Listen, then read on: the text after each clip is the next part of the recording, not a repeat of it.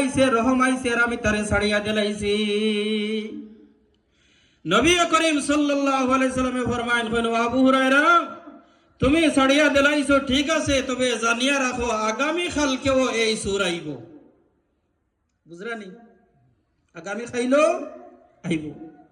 হযরত আবু হুরায়রা রাদিয়াল্লাহু তাআলা ফরমায়েন খাল যদি আইও তাহলে আর সূরা ছাড়া যাইতো না। ঘটনা যেমন নবীজিয়া কইছেন আগামী কালকেও এই সূরা আবার আইছে, আবার পরে আবু হুরায়রা রাদিয়াল্লাহু তাআলা আজকে আবার দড়ি লাইছেন। ধরার পরে এমন কাকুতি মিনতি শুরু করছে। আবু হুরায়রা রাদিয়াল্লাহু তাআলা ফরমায়েন না তোমারে ছাড়া যাইতো না। আল্লাহর নবী জনাবে মুহাম্মদ রাসূলুল্লাহ সাল্লাল্লাহু আলাইহি সাল্লামের সামনে যাওয়ার পরে তোমার ফয়সালা হইব। এখন সূরায় 2 দিন ছুটে গেছে না নেই? এখন আজকে চিন্তা করলো যে আজকে আবু হুরায়রা রাদিয়াল্লাহু তাআলার কাছে এগুলা কইলে আর খামাইতো না।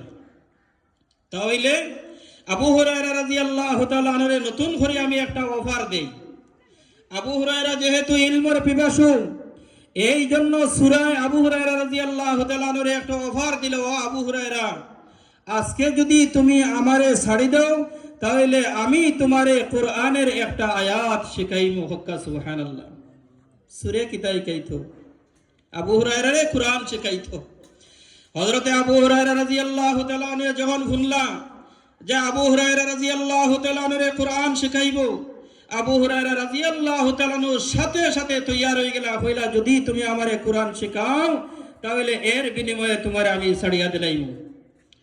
ও উঠিয়া কইল, ও আবু হুরায়রা কোরআনে কারীমের মধ্যে একটা আয়াত আছে, আয়াতুল কুরসি, আল্লাহু লা ইলাহা ইল্লা হুয়াল হাইয়ুল কাইয়্যুম লা তাখুযুহু সিনাতুন ওয়ালা নাওম লাহু মা ফিস সামাওয়াতি ওয়া মা ফিল আরদ মান যাল্লাযী ইয়াশফা'ু 'ইনদাহু ইল্লা বিইذনি ইয়া'লামু মা বাইনা আইদিহিম ওয়া মা খালফাহুম ওয়া লা ইউহীতুনা বিশাইইন মিন 'ইলমিহি ইল্লা বিমা শা'a ওয়াসি'a কুরসিয়্যুহুস সামাওয়াতি ওয়াল আরদ ওয়ালা ইয়াউদুহু হিফযুহুমা ওয়া হুয়াল আলিয়্যুল আযীম।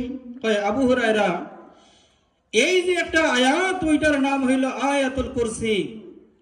কোন বান্দায় যদি রাত্রের বেলায় ওই আয়াতটা পড়িয়া ঘুমায়, তার গরের মধ্যে সুর আইতো না, ডাকাই দিত না, এমন কি তার গরের মধ্যে শয়তান পর্যন্ত আইয়া ঢুকতো না। হক্কা সুবহানাল্লাহ।